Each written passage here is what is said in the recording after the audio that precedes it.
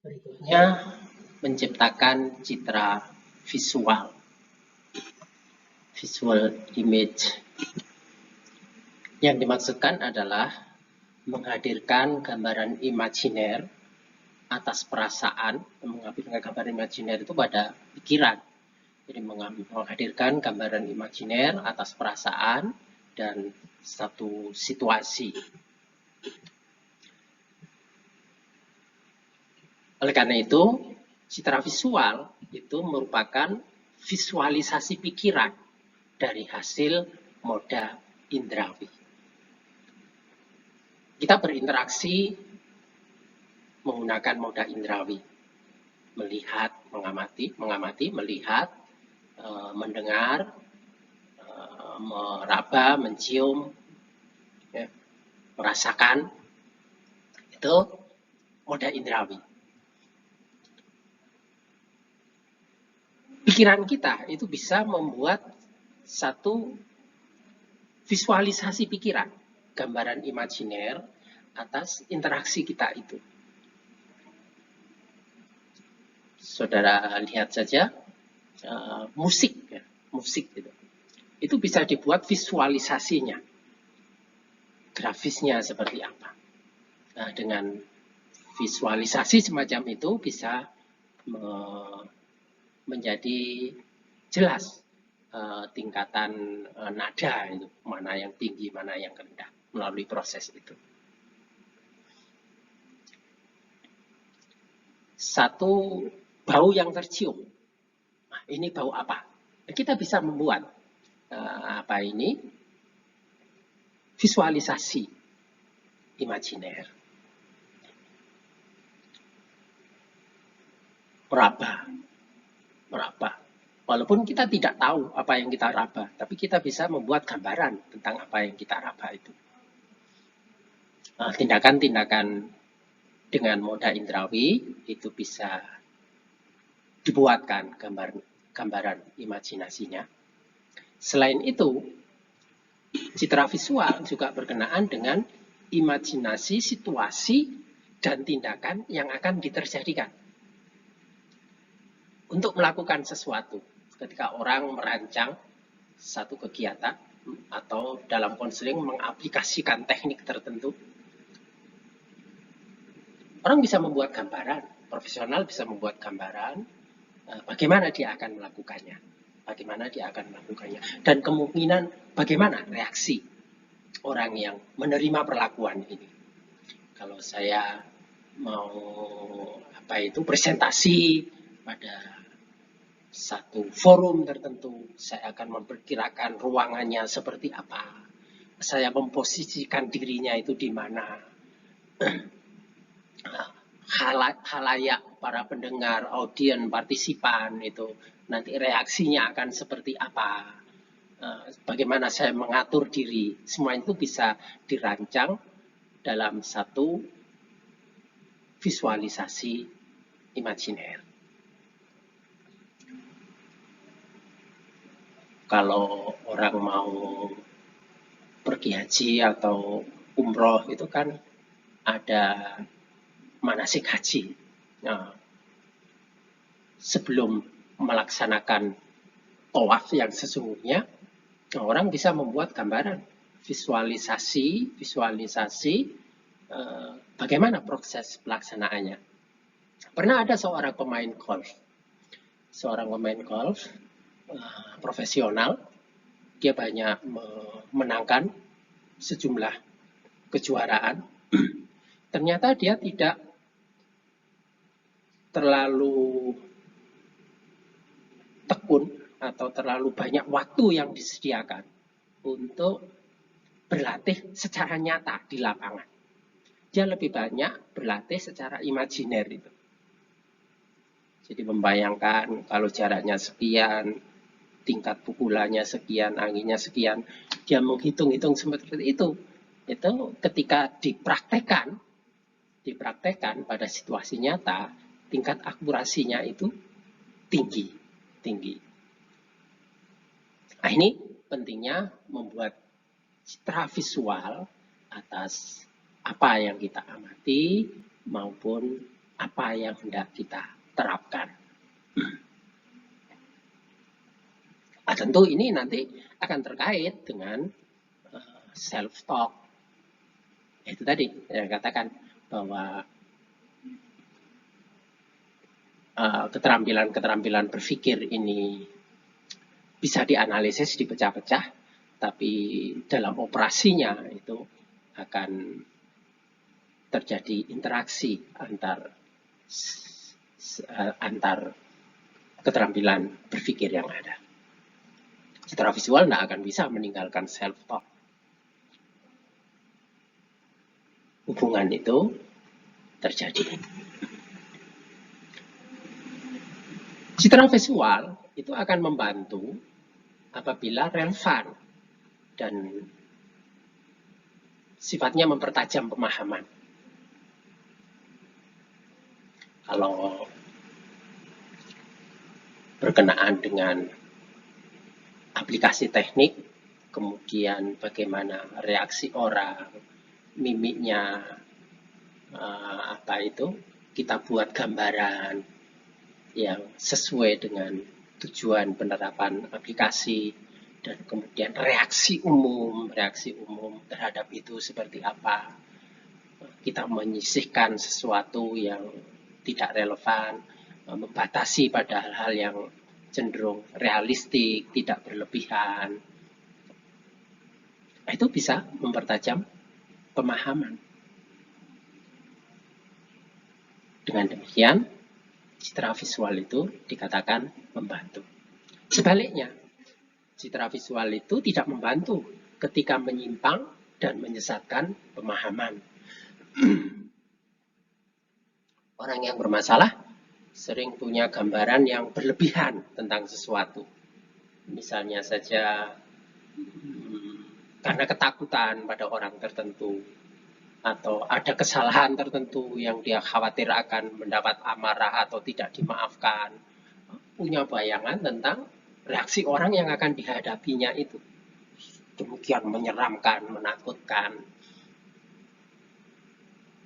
Nah, padahal watak dasar orang itu tidak seperti itu. Maka ini merupakan citra visual yang menyimpang. Dan itu akan menyesatkan pemahaman. Barangkali orang akan membuat citra visual hanya dengan mengamati penampakan fisik seseorang, membuat citra visual tentang sikapnya, perilakunya. Itu ya bisa akurat, bisa tidak. Nah, kalau akurat itu akan membantu, kalau menyimpang tidak akurat, itu akan menghambat pertumbuhan, khususnya penguasaan kompetensi. Ketika kondisinya itu tidak membantu atau menyesatkan citra visualnya itu, maka perlu melakukan prosedur coping, mengatasi, mengubah citra visual yang merugikan. Untuk itu perlu menyadari, mengidentifikasi, dan menyadari kesalahan yang terjadi apa. Kesalahan itu dikaitkan dengan pengamatan dan hakiki objek yang diamati, kemudian relevan tidaknya, realistis tidaknya. Itu bisa digunakan untuk mengidentifikasi kesalahan. Kemudian relaksasi. Ini untuk mengistirahatkan pikiran yang terlalu sepaneng, gitu ya. Karena rasa takut, cemas yang berlebihan, melebih-lebihkan citra visualnya. Nah, itu perlu langkah relaksasi. Diikuti dengan, ketika sudah tenang, diikuti dengan self-instruction, belajar, menginstruksi diri, membimbing diri, melalui self-talk. Tidak seperti itu, misalnya bantahan-bantahan yang dilakukan. Ada kemungkinan seperti itu, tapi masih ada kemungkinan yang lain. Tidak mesti seperti itu. Nah, itu instruksi diri. Kalaupun itu terjadi, maka reaksi saya harus bagaimana? Itu bisa divisualisasikan. dimunculkan gambaran imajiner pada diri kita dan kemungkinan sikap orang yang kita hadapi itu seperti apa. Lalu sinkronisasi tujuan, arahkan pada tujuan. Komitmen terhadap tujuan itu merupakan satu cara yang sangat efektif untuk membuat orang itu konsisten dan tetap bertahan untuk menempuh proses tindakan tertentu. Kalau orang ingat akan tujuan, biasanya dia bisa mengesampingkan berbagai hambatan yang ditemui. Nah, kalau sudah tujuan dijadikan ukuran, dalam hal ini ialah pengembangan kompetensi. Misalnya, saudara bertemu dengan seorang dosen yang menghadirkan gambaran visual pada pikiran saudara, itu killer, istilah mahasiswa itu katanya ada dosen killer. Nah, itu kan bisa diatasi kalau saudara punya komitmen terhadap tujuan. Seperti apa itu situasi tidak menyenangkan dalam kelas, dosennya seperti itu, teman-temannya seperti itu, situasi kelas seperti itu. Namun kalau ada tujuan yang kuat untuk mencapai kompetensi dari awal saudara hadir masuk pada pendidikan itu untuk mengembangkan diri, menguasai kompetensi tertentu, kompetensi konseling, ya itu akan menjadi pegangan pokok bagi saudara. Itu menjadi dasar motivasi saudara yang akan membuat saudara tetap komitmen untuk mencapainya dan bisa menyingkirkan segala hambatan yang saudara temui. Nah, kalau sudah punya ukuran terhadap tujuan, maka saudara bisa mengubah kekeliruan, pencitraan mana, citra visual mana yang mendukung pada pencapaian tujuan dan mana yang tidak mendukung. Itu yang perlu diubah.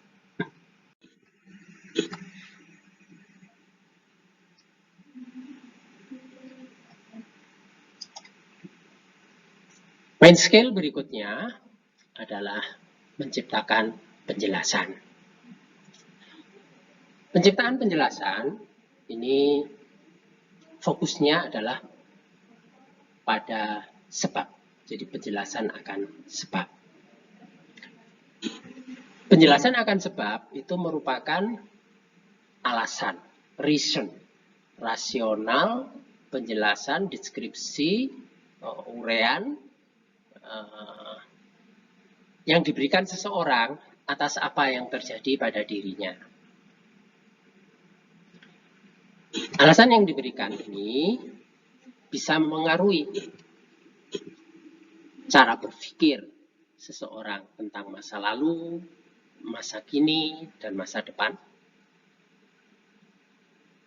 Dan juga bisa mempengaruhi bagaimana ia merasa, mempengaruhi perasaannya, reaksi fisik, dan tindakannya. Dalam konseling akan muncul pada performansi komunikasinya. Penjelasan akan sebab yang merupakan alasan seseorang mendeskripsikan itu terkait dengan keberhasilan dan kegagalan yang kita tinjau ini. Jadi ini terkait dengan teori atribusi. Teori atribusi itu membahas bagaimana seseorang menjelaskan keberhasilan dan kegagalan diri. Ada yang memiliki lokus internal, dan ada yang memiliki lokus eksternal dalam teori atribusi. Orang yang eksternal akan mencari sebab-sebab itu di luar diri. Ada orang yang tergoda untuk mudah mencari sebab-sebab kegagalan itu di luar dirinya. Kalau sebab keberhasilan biasanya nggak banyak yang mengalamatkan pada luar diri. Tapi kalau kegagalan itu biasanya dicari pada faktor-faktor eksternal, situasinya lah, materinya, orangnya, pengajarnya, yang tidak mendukung pencapaian kompetensi misalnya. Itu sebab-sebab eksternal. Tapi ada orang yang memiliki atribusi diri yang sifatnya internal, lokus internal. Ini lebih membantu, lebih bermanfaat untuk pengembangan pribadi. Karena dengan begitu, orang akan mengoreksi, paham akan dirinya, kemudian mengubah.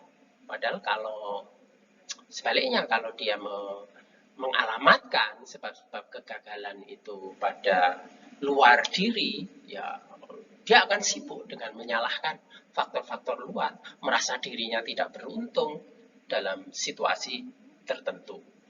Tapi kalau internal, ada harapan untuk mengubah, karena perubahan itu memang dimulai dari diri. Tapi kalau sudah eksternal kan nanti akan menyerah.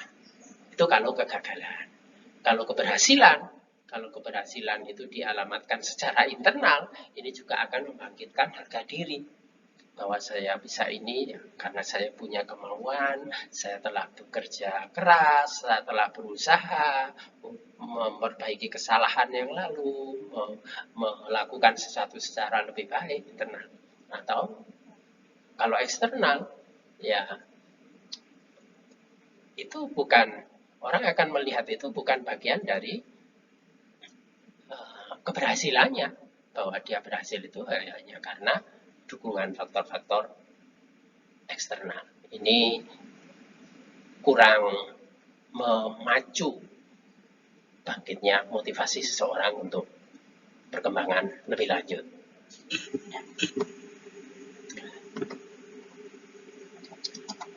Kesalahan atau ketidakakuratan itu akan mengganggu motivasi dan keefektifan diri. Nah, terutama yang perlu disoroti, ya bagaimana seorang lebih ngerem, memberikan atribusi eksternal, tetapi dialihkan pada yang bersifat internal, yang lokusnya ke internal. Karena dari situlah awal bisa dilakukan perbaikan. Kalau terjadi kesalahan, ketidakakuratan, karena lebih condong melihat secara eksternal alasan-alasan kegagalan dalam latihan, pengembangan kompetensi, ya, yang diperlukan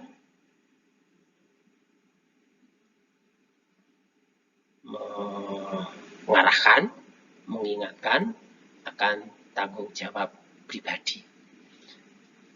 Sebagai calon konselor, itu punya tanggung jawab pribadi dalam pengembangan kompetensi. Maka kalau ada tanggung jawab, motivasi cenderung lebih bisa dipelihara dan juga akan memilih tindakan-tindakan yang lebih efektif.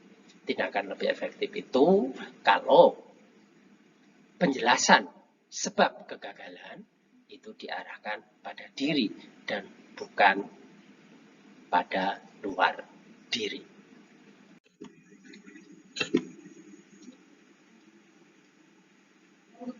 Keterampilan berpikir yang terakhir kita bahas adalah menciptakan harapan atau ekspektasi. Setiap orang punya prediksi, ekspektasi, harapan terhadap sesuatu. Ekspektasi merupakan bagian dari berpikir konsekuensial. Orang mempertimbangkan konsekuensi yang mungkin diperoleh. Nah, karena itu konsekuensi dikatakan terkait prediksi apa yang akan terjadi pada masa yang akan datang atau masa depan, agar dapat mempengaruhi dan mengendalikannya. Orang ingin punya kendali dan bisa mengatur, mempengaruhi situasi masa depannya. Nah, untuk itu orang punya ekspektasi tertentu.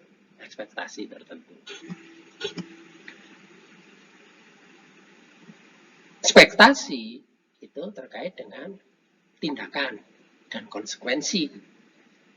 Terutama orang punya harapan terhadap konsekuensi yang menguntungkan dirinya.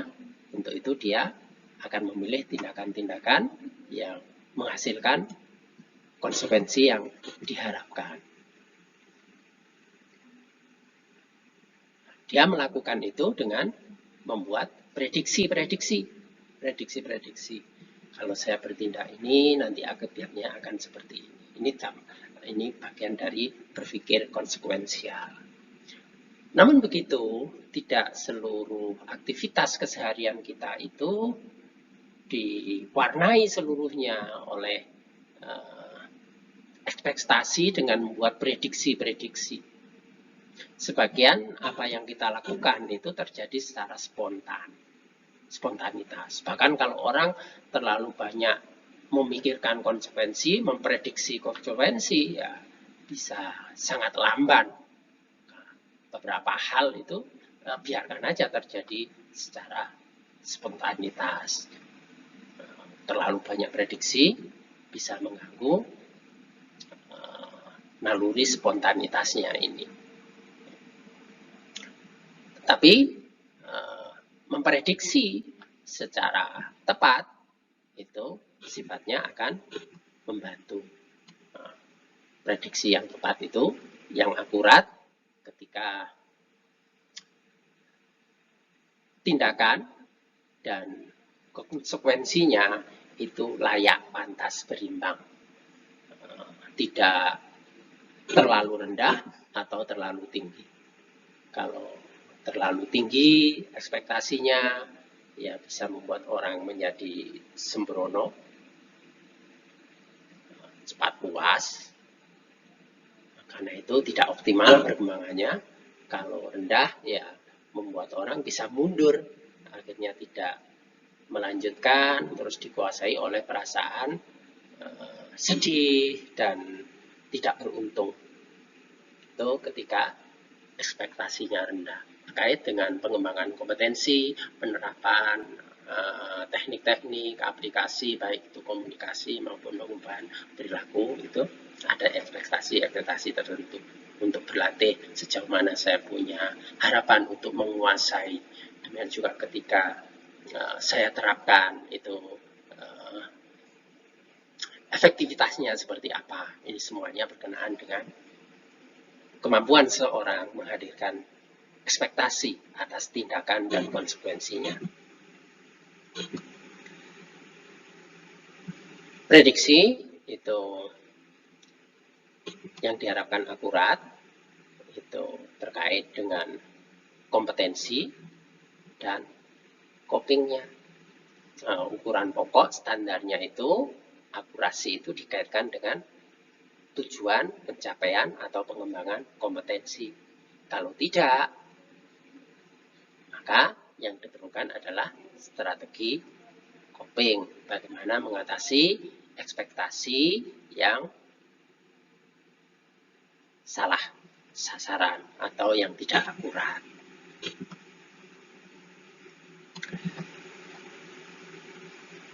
Kesalahan dalam memprediksi dan juga sebaliknya, akurasi prediksi yang selaras dengan kompetensi itu berpengaruh pada kepercayaan diri. Informasi akan hasil itu bisa menjadi penggerak atau energi bagi motivasi dan kepercayaan diri. Orang kalau gagal, ya akan cenderung semakin mundur. Tapi ketika yang diperkirakan terjadi, yang diharapkan terjadi, keberhasilan kecil yang sudah digambarkan, diharapkan itu terwujud, itu akan membangun kepercayaan diri, maka akan lebih semangat untuk belajar dan mengembangkan diri. Nah, dalam konteks konseling, kepercayaan diri ini berkaitan langsung dengan performansi komunikasi.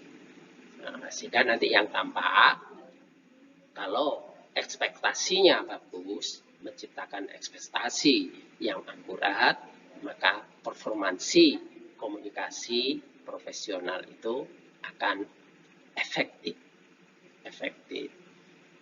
Kemudian juga ekspektasi terhadap aplikasi teknik-teknik pengubahan perilaku.